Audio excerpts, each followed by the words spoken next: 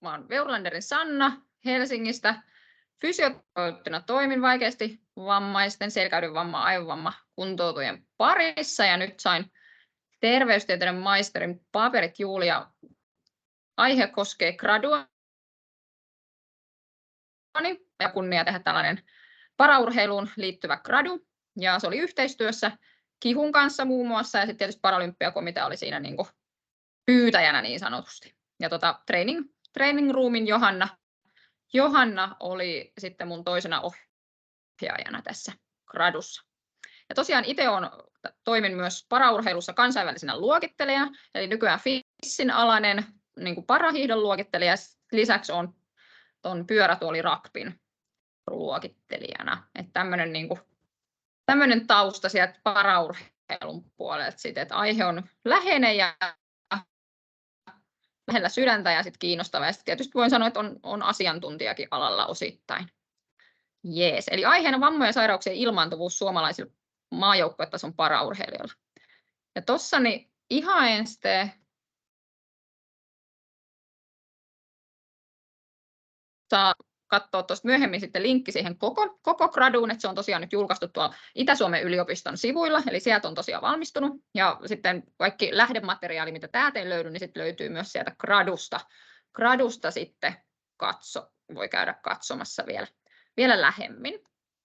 Ja tosiaan miksi tällaiselle tutkimukselle on tarvetta, niin varmasti kaikille tuttu tämä TRIP-malli, niin ajatuksena tosiaan, että kun paraurheilu on tutkittu vielä hyvin vähän, niin nämä gradun teemat oli tähän vammojen yleisyyteen ja vakavuuteen, ilmaantuvuuteen liittyviä ja sitten haluttiin myös kartoittaa noita syntymekanismia ja riskitekijöitä. Tutkimuksen tausta on tosiaan siinä, että paraurheilun suosio on lisääntynyt ihan eksponentiaalisesta alkuajoista lähtien, eli 40-luvulla Lontoon olympialaisten yhteydessä oli ensimmäiset kisat, joissa oli 16 urheilijaa ja kaikki oli selkäydynvammaisia ja he osallistuivat niin kuin jousiammunta oli se näytöslaji. Nykypäivänä on 200 maassa, yli 200 tai lähes 200 maassa kaikilla mantereilla ja paralympialaisissa kilpaillaan 28 eri lajissa. Sen lisäksi on toki lajeja, jotka ei kuulu paralympialaisiin. Talvilajeja on tosiaan paralympialaisissa 6 ja sitten muut on kesälajeja. Nyt sitten miten niin kun tätä aikaisemmin tutkimusta on tehty, toi kansainvälinen paralympiakomitea eli IPC on monitoroinut ihan systemaattisesti vuodesta 2002 eli Salt Lake Cityn paralympialaisista alkaen talvikisoista alkaen paraurheilijoiden vammoja ja sitten Lontoossa, niin kuin kaikki tietää, niin oli tosi iso tapahtuma, niin sieltä on sitten myös sairaudet otettu tuohon monitorointiin mukaan, mutta aika niin kuin historia on silleen aika lyhyt kuitenkin myöskin tässä. Toki on tehty tosi systemaattisesti niitä tutkimuksia tämmöisistä lyhyemmistä, esimerkiksi kisoihin, kilpailujen aikaisiin niin kuin terveysongelmien ilmentymiseen niin kuin paraurheilun, niin siitä on jo aika hyvin tutkimusta. Mutta sitten tämmöistä pidemmän aikavälin tutkimusta on tosi niukasti. Ja sitten Suomessa ei ole tosiaan aikaisemmin tehty tämän tyyppistä tutkimusta lainkaan. Et tästä lähti tavallaan se tarve tälle gradulle. Nyt sitten ihan paraurheilu erityispiirteistä sen verran, että jotta ymmärtää, että mistä puhutaan, niin tosiaan, jotta pystyy kilpailemaan tässä paraurheilussa, niin se edellyttää, että sillä urheilijalla on tosiaan paraurheilun ja kyseiseen lajiin soveltuva vamma. Ja tämmöisen soveltuvan vamman sen tulee olla ensinnäkin niin kuin aiheutuu tuosta pysyvästä terveydentilasta, esimerkkinä esimerkiksi selkäydinvamma, jonka seurauksena on lihasvoimaheikkous. Eli näitä soveltuvia vammoja, niitä on kaiken kaikkiaan 10, mitkä kansainvälinen paralympiakomitea on listannut. Ja niistä 8 vammaa on tämmöisiä fyysisiä liikuntavammoja, tai 8 kategoriaa. Ja sitten on lisäksi näkövamma ja kehitysvamma. Ja sitten se kilpailu tapahtuu näiden kategorioiden niin kuin sisällä. Tai näiden 3 eri, eli näkövammaurheilijat tietysti kilpailee keskenään, kehitysvammaurheilijat keskenään, että puhutaan näistä Special Olympicsista ja sitten myös niin kuin fyysinen liikuntavamma he sitten keskenään. Toki sitten jonkun verran menee myös niin kuin limittäjä ja lomittaja, eli myös paralympialaisissa on sitten kehitysvamma vammaurheilijoita myös, että sekin niin kuin on huomioitava. Sitten tämä kilpailuun liittyvä luokittelu, se tapahtuu aina näiden 3 vammaryhmän sisällä lajikohtaisesti. Eli esimerkiksi pyörätuolirugbyssa, missä itse luokittelen, niin siellä on omat luokittelusäännöt, ja siellä pitää esimerkiksi paraurheilijoilla olla minimivammakriteeri, jotta 3 raajassa tulee olla ongelmaa. Sitten toki se tarkempi luokittelu tehdään niin kuin sillä perusteella, mutta jotta pääsee edes luokitukseen, niin tämmöiset sitten esimerkiksi alaraajahalvaantuneet sitten suljetaan siitä lajista ulos, että se ei ole niin kuin heille se laji. että se tosiaan niin kuin pitää niin kuin se luokittelusysteemi ymmärtää sen lajin sisällä kuitenkin myöskin. Nyt sitten ihan alkuun niin tuohon graduun liittyen, niin mä tein kirjallisuuskatsauksen totta kai siihen niin kuin tarpeen niin kuin tavallaan siihen rekisteröihin, mitä kaikkea on niin kuin löydetty. Ja kuten sanoin, niin noita paralympialaisten ja muiden suurten kisojen aikana esiintyviä vammojen ilmaantuvuus, niin se vaihtelee tuolla 10-19 per 1000 urheilijapäivää kohden. Eli mistä toi 1000 urheilijapäivää tulee, niin on IPC:n lanseeraama tämmöinen, niin kuin, jotta he on pystynyt rekisteröidä paralympialaisten aikaisia tämmöisiä niin kuin vammoja ja sairauksia, niin he on lanseerannut tämmöisen 1000 urheilijapäivää, koska niitä harjoitustunteja ei pysty monitoroida luonnollisestikaan kovin kattavasti tuolta ajalta, niin he käyttää tämmöistä 1000 urheilijapäivää käsitettä, ja se ilmaantuvuus on ilmastus sitten tämän sisällä, jolloin sitten vertailua pystyy tekemään historiasta tietysti, miten niin kuin seuraavissa sitä niin kuin vammoja esiintyy ja ilmaantuu.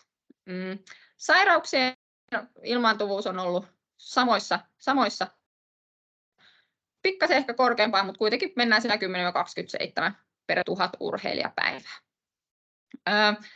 Se, mikä on todettu niissä, niin talvikisoissa se ilmaantuvuus on ollut jopa 2 kertaa suurempaa noihin kesäkisoihin nähden. Ja sitten lajien välillä niissä ilmaantuvuuksissa on ollut suuria vaihteluita. Eli esimerkiksi Pyeongchangin kisoissa niin paralumilautailussa oli jopa 40,5 se per 1000 urheilijapäivää se, niin kuin se vammojen ilmaantuvuus. Et niissä on ollut tosi paljon niin kuin vaihtelua ihan lajien välillä. Lyhyen aikavälin tutkimuksissa näiden tämmöisten akuuttien vammojen ilmaantuvuus on ollut suurempaa rasitusvammoihin nähden. Et se on tietysti, jos miettii vähän niin kuin sitä pelin luonnettakin, niin toki ne rasitusvammat ei välttämättä siellä niin selkeästi tule esille, mutta tätä voi aina spekuloida, miksi näin. Mutta akuutteja vammoja kuitenkin ilmaantuu siellä näissä tutkimuksissa enemmän. Urheiluun liittyvien vammojen ja sairauksien hiirihukku. Eli urheiluun liittyvien vammojen ja sairauksien ilmaantuvuus on paraurheilijoilla ollut yhtä suurta, ellei jopa suurempaa kuin vammattomilla urheilijoilla.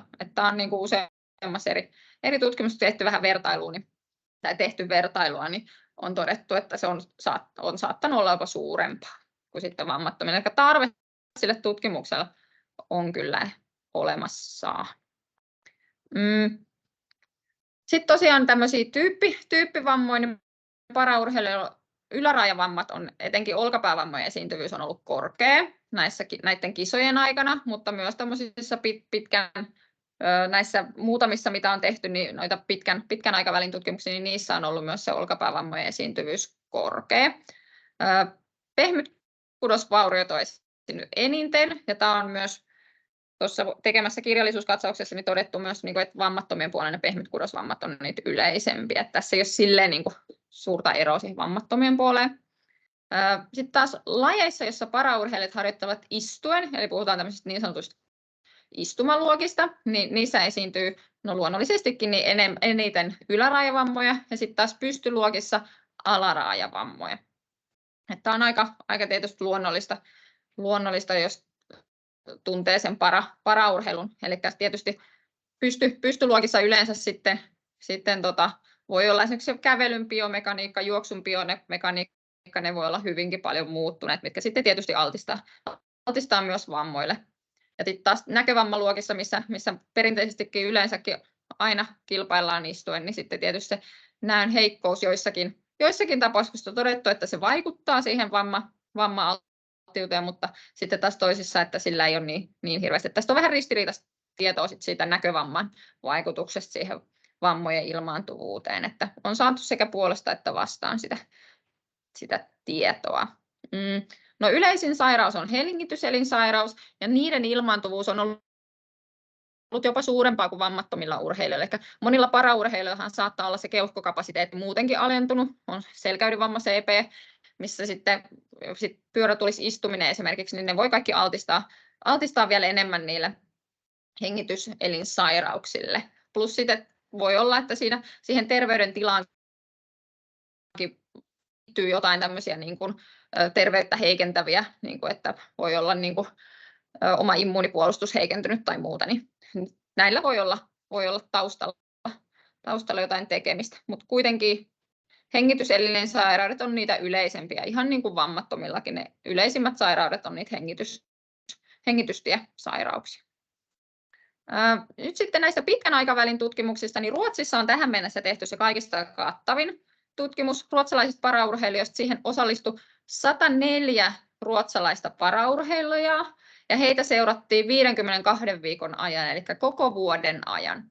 Ja tutkimuksessa tuli esille se, että vammojen esiintyvyys oli korkea, jopa 32%, ja näistä 25% oli traumaattisia, ja puolet lopuista kehittyi hiljalleen, eli oli tämmöisiä niin kuin rasitusperäisiä tyypillisiä niin kuin enemmän, ja niistä lopuista 25% sitten yllätti. Eli selkeästi se rasitusvammojen niin kuin, esiintyvyys oli korkeampi, tai se ilmaantuvuus oli korkeampi kuin sitten näissä lyhyen aikavälin tutkimuksissa. Sitten huomattiin myös se, että nuorilla 18-25-vuotiailla paraurheilijoilla esiintyi eniten vammoja. Eli tämä Fager tässä sama ruotsalainen tutkija, sama tutkimus kyseessä. Sitten oli tämmöinen saksalaisia paraurheilijoita, Hirschmüllerin 20 julkaisema tutkimusartikkeli, niin siinä saksalaisia paraurheilijoita koskevassa pitkän aikavälin tutkimuksessa niin 28% tutkimukseen osallistuneista paraurheilijoista raportoi siitä terveysongelmasta, eli kokonaisluku oli se 58, niitä 28, ja sitten huomioitavaa oli se, että jopa 12% niistä vammoista oli merkittäviä tai aiheutti semmoista merkittävää haittaa. Ja tässä käytettiin sitä Ostrihin terveysseurantaa, mikä sitten on tässä gradussakin ollut käytetty, mutta siitä vähän myöhemmin. Sitten tosiaan sairaudet aiheutti enemmän poissaolopäiviä tässä saksalaisessa tutkimuksessa, ja raportoitu haitta-aste oli korkeampi kuin mitä sitten vammat aiheutti niin kuin poissaoloa siitä urheilusta. Ja näin, että oli myös semmoinen niin kuin huomioita esille nostettu asia. Sitten se, mikä oli mielenkiintoista molemmissa näissä pitkittäistutkimuksissa, niin sairauksien esiintyvyys oli selkeästi korkeampi naisurheilijoilla, että se oli niin kuin, nousi myös sieltä esille. Okei, mutta sitten tästä Suomessa tehdystä tutkimuksesta, ja tässä tosiaan tämä toimi niin kuin tämä ruotsalainen tutkimus vähän niin kuin semmoisena boostina myös tälle suomalaiselle tutkimukselle, että sieltä otettiin paljon tietysti niin kuin niitä vaikutteita ja huomattiin se tarve ja näin. Niin tässä gradussa selvitettiin urheiluun liittyvien vammojen ja sairauksien ilmaantuvuutta, terveysongelmista aiheutuvia poissaolopäiviä sekä sitten yleisimpiä terveysongelmia ja sitten niiden riskitekijöitä, että onko semmoisia, niin niitä pyrittiin selvittämään. Eli tässä oli tämä mun gradun niin kuin tavoitteet tähän. Tutkimusmenetelmistä, niin tosiaan tutkimusjoukko koostuu suomalaisista aikuista ja nuorten paramaajoukkueen urheilijoista. Tutkimukseen osallistuneiden määrä oli 17 ja suunnilleen tuossa myöhemmin tulee, niin oli miehiä ja puolet oli naisia, että se aika hyvin niin kuin solahti tuohon.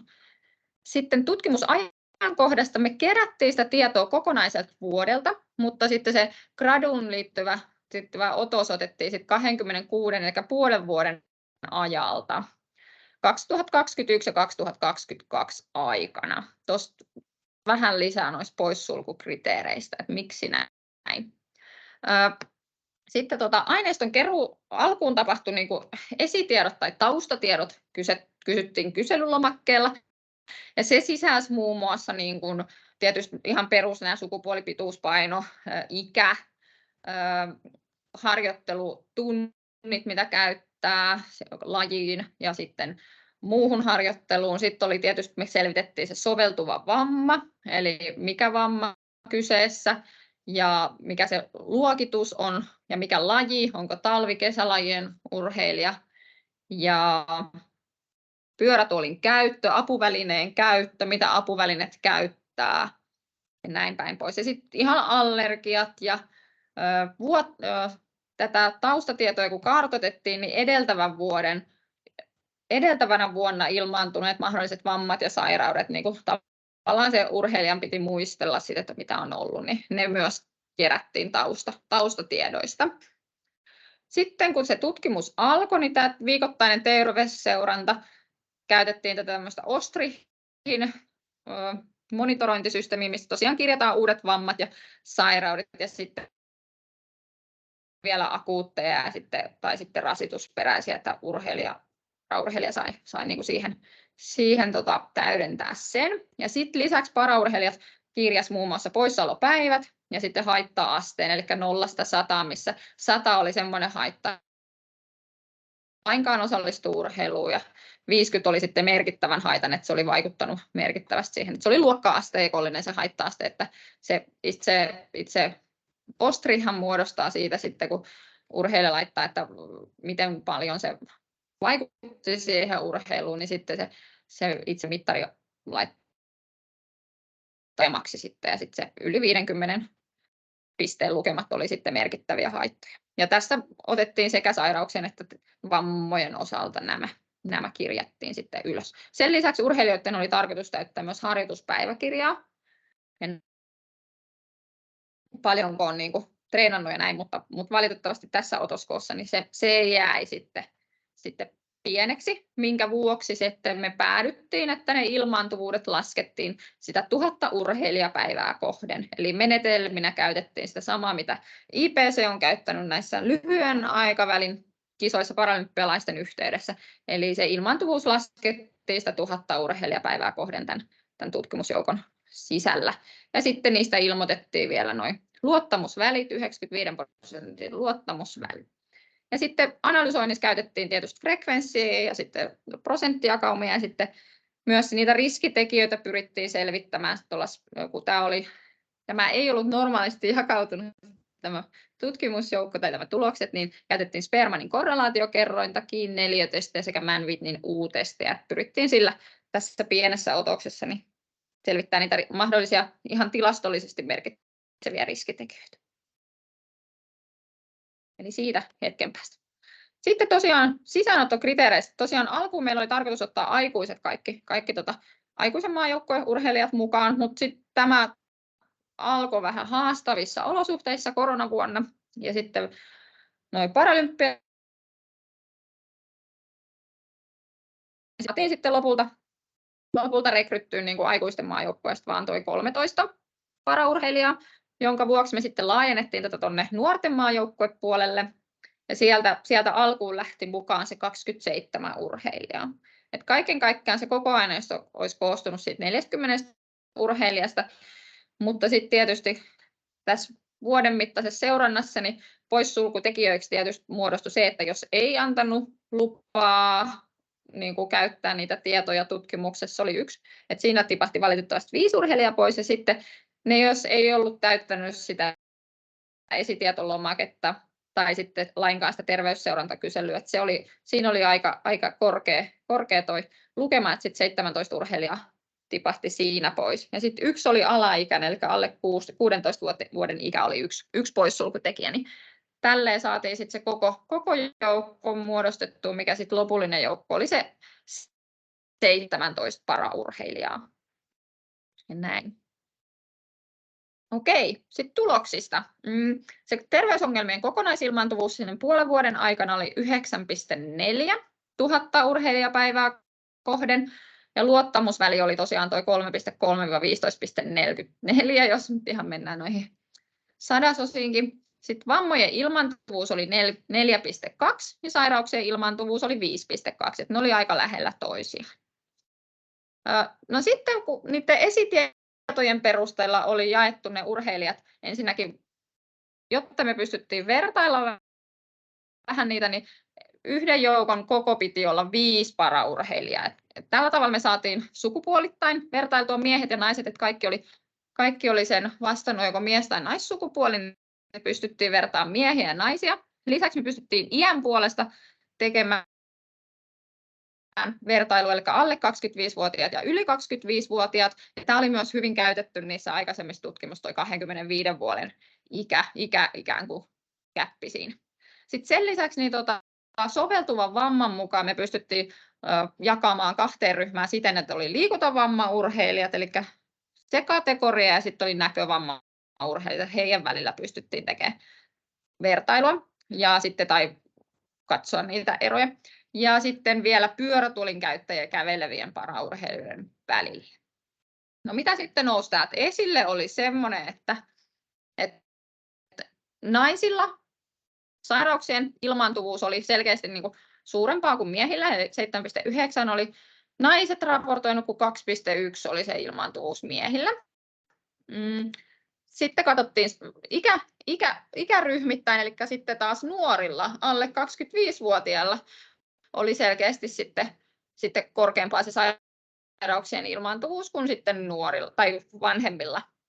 Ja tässä on niin kuin aikaisemmissa tutkimuksissa, jos vähän hyppää taaksepäin, niin noissa lyhyen aikavälin tutkimuksissa niin on todettu, että iäkkäämmillä paraurheilijoilla, eli paraurheilijoissahan saattaa olla vähän iäkkäämpiä, että yli 40-vuotiaita urheilijoita, yli 30-vuotiaita urheilijoita suhteellisen paljon, niin heillä on todettu enemmän terveysongelmia kuin sitten taas nuorilla, mutta tämä antoi nyt, että nuorilla olisi enemmän noita terveysongelmia. Sitten nousi esille, että liikuntavammaurheilijoilla olisi enemmän sairauksia. Tuosta nyt ei hirveästi voinut mitään suuria johtopäätöksiä tehdä tai spekulaatioita ikäli, koska sitten tämä toinen, eli sitten kävelevillä oli kuitenkin sitten pyörätuolin käyttäjiin nähden enemmän terveysongelmia kuin, jos menee syvällisesti tuonne paraurheilun sisään, niin sitten voi ajatella, että kun näkövammaurheilijat on kaikki käveleviä urheilijoita, että heillä ei liikuntavamma sitten rajoita sitä liikkumista, vaan että se on se näkövamma, niin sitten tavallaan nämä 2 tulosta antaa ehkä pikkasen jopa ristiriitaisia, että sitten tietysti täytyy muistaa, että kun se joukko oli pieni, niin spekuloidaan vähän myöhemminkin, niin sitten yksittäisen urheilijan vastaukset on saattanut keikautella näitä tuloksia sitten vähän suuntaan ja toiseenkin. Mutta tämmöisiä havaintoja sieltä kuitenkin tehtiin ja ilmaantuvuuksia laskettiin, että ihan mielenkiintoista dataa sieltä saatiin kaivettua. Okei. Nyt sitten ihan yleisesti katsottiin niitä terveysongelmia, niin 10 paraurheilijaa raportoi niistä. Ja niitä oli kaiken kaikkiaan 29 terveysongelmia, ja vammoja näistä oli 13 ja sairauksia 16. Ja tuossa on myös noin, että aika 50-60 meni noin, että kuinka monta ja mitenkä, että molempia raportoitiin aika tasaisesti. Ja sitten tosiaan merkittävien terveysongelmien osuus oli 62%, eli se 0-100 niin yli 50 pisteen haitta-asteella, niin jopa 8 urheilijaa raportoi, että siitä terveysongelmasta, mistä he raportoivat, niin oli 62 niin merkittäviä. Keskimääräinen poissaolo niin kuin urheilusta, harjoittelusta oli 4,9 päivää. Vaihteluväli oli tosi suuri, 0-27. Ja sitten toi sairauksista johtuvia poissaolopäiviä, niin se oli jopa 3-kertainen tuohon vammoista johtuviin poissaolopäiviin. Eli sairauksista johtuvia poissaolopäiviä oli 3,8. Vaihteluväli oli tietysti suurempi tässä kohtaa kuin toi vammoista johtuvien poissaolopäiviin. Et niitä oli keskimäärin 1,1. Eli tuolla tosiaan toi merkittäviä, tuolla on vielä ympyröitynä tuolla vähän highlightattu, että se oli ehkä semmoinen mielenkiintoinen ja tärkeä asia. Sitten eniten tosiaan tyypillisempiä vammoja oli alaraajavammat, Ja niitä oli se 54%. Ja sitten kuitenkin se yleisin vamma, eli se anatominen sijainti löytyi olkapäästä. Eli tämä on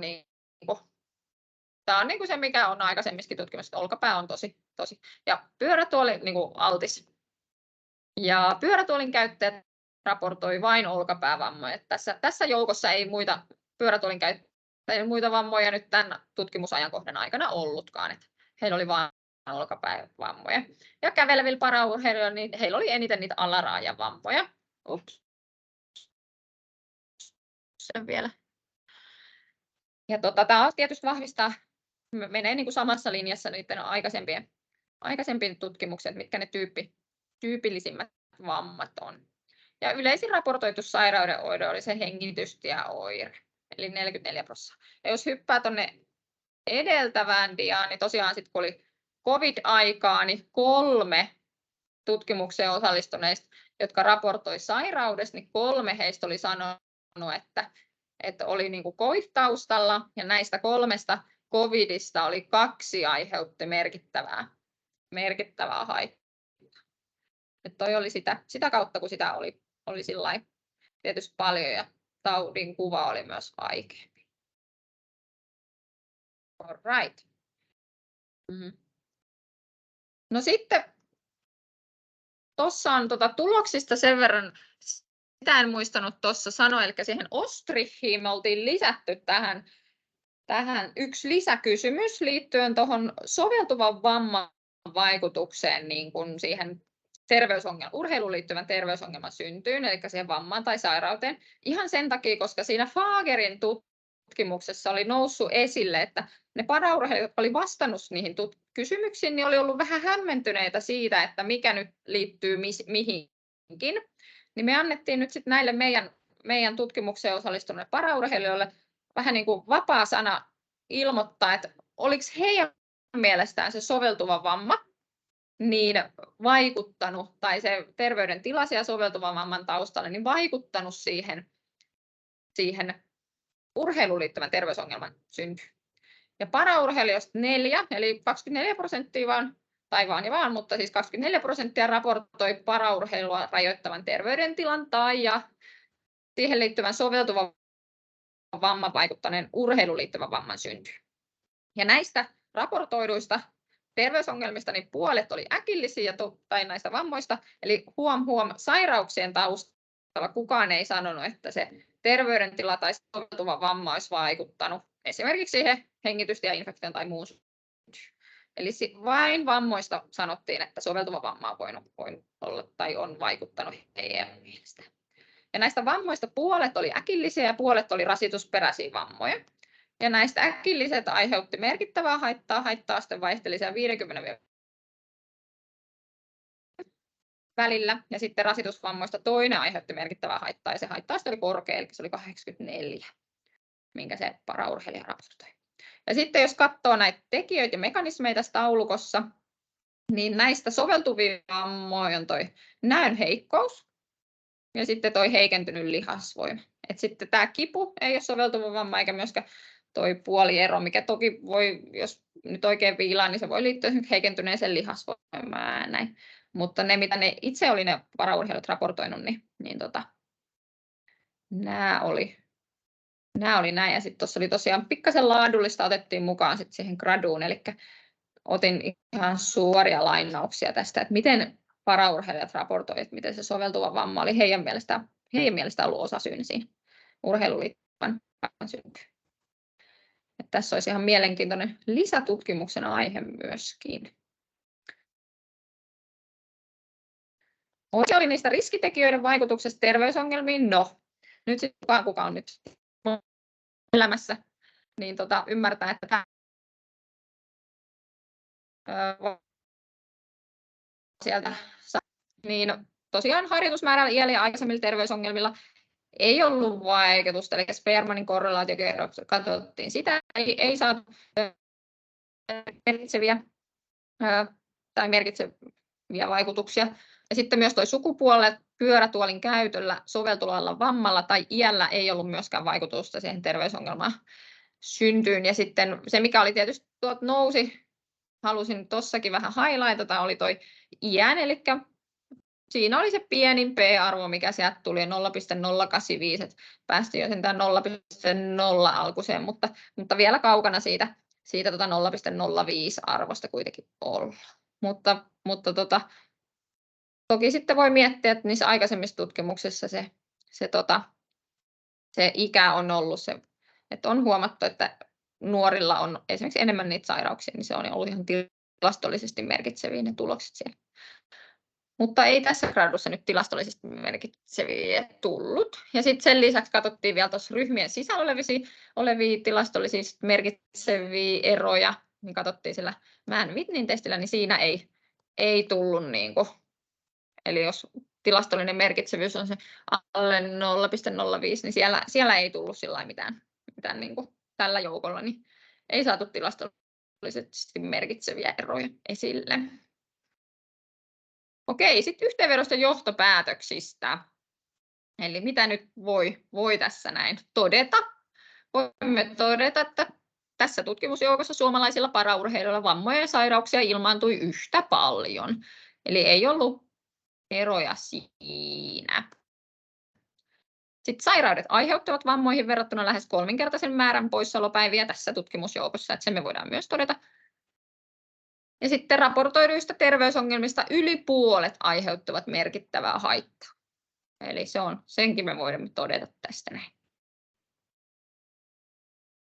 Pyörätuolin käyttäjä kävelevien paraurheilijoiden vammat erosivat toisistaan. Eli pyörätuolin käyttäjillä oli tosiaan olkapäävammoja ja kävelevillä ne kohdistuivat sitten enemmän alaraajoihin. Sitten, mutta tosiaan yleistettäviä johtopäätöksiä suureen joukkoon ei voida, eikä suomalaisiin paraurheilijoihin voida yleistettäviä, että se antaa tästä joukosta tietoa. Et huomioitavaa on, että se vastausprosentti vaihteli 30 ja 80% välillä. Tämä on katsottu kuukausitasolla, eli vaihtelu oli tosi suurta. Ja se, minkä takia me otettiin se puoli vuotta tähän, oli, että alkuun se vastausprosentti pysyi aika kivasti korkeana, mutta sitten se laski kuin lehmähäntä niin sanotusti, että miten saada sitoutettua tämmöiseen pitkään tutkimukseen, niin se oli tosi haastavaa tässä tutkimuksessa.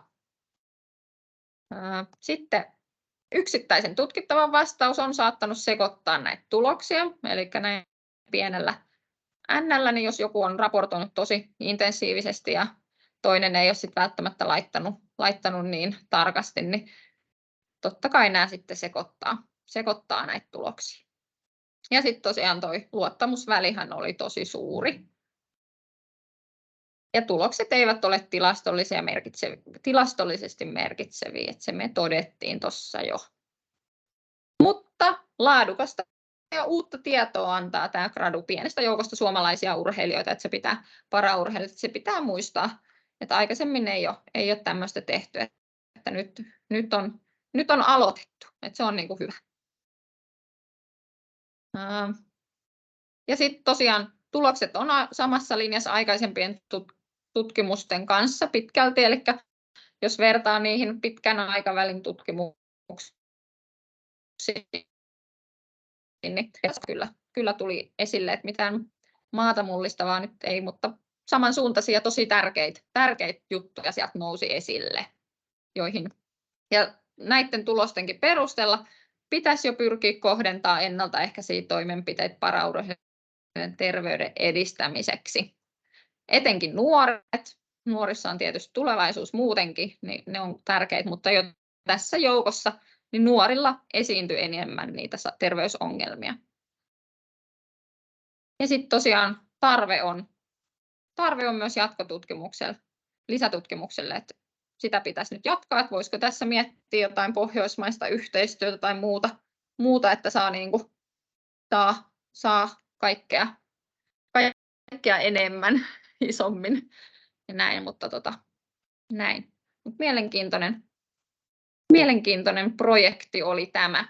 Ja iso kiitos sinne Kaisulle, joka kuuntelee lehtereillä, että oli yksi osa tätä tiimiä, mikä meillä oli.